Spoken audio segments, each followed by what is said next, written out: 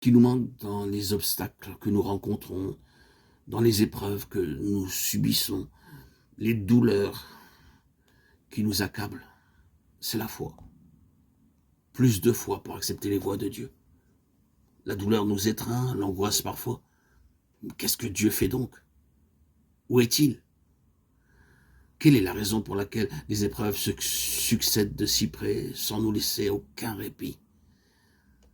Dans la douleur, la souffrance, l'affliction, ne serait-ce pas que le Seigneur cherche à presser notre croissance pour que nous parvenions sans plus tarder à cette maturité spirituelle qui nous permettra enfin d'apprendre quelque chose? Quelle est donc l'attitude à prendre quand Dieu permet à l'épreuve de venir frapper à notre porte? Que faire quand nous nous trouvons aux prises avec une circonstance difficile ou douloureuse? Notre attitude doit être gouvernée par la question suivante. Dans la pensée de Dieu, cette expérience est certainement destinée à me faire atteindre quelques objectifs nouveaux. Qu'est-ce donc que Dieu a en vue?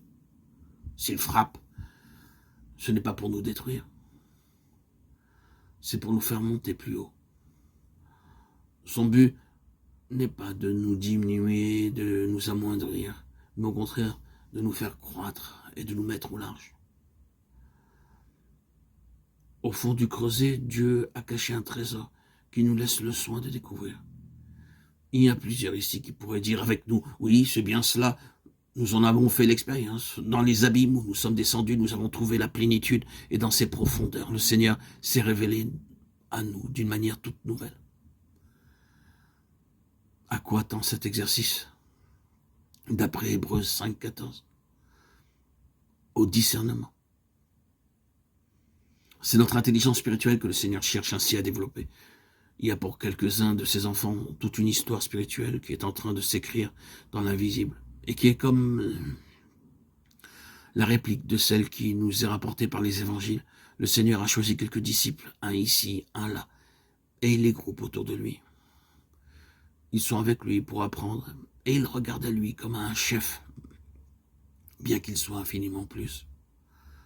Un jour, il leur confère une autorité officielle, et les investit du pouvoir d'aller, en son nom, exercer sa souveraineté sur la création, la gouverner, pour lui être des intermédiaires entre lui et le monde, pour donner force de loi à son autorité.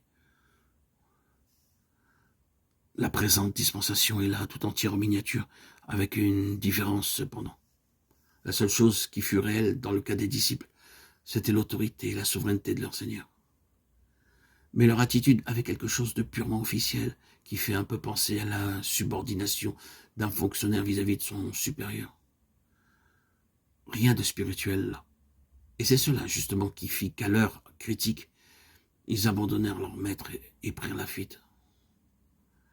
Il semble que le Seigneur nous ait donné là une illustration de ce qui devait se réaliser plus tard sur le plan spirituel dans l'Église qui est son corps.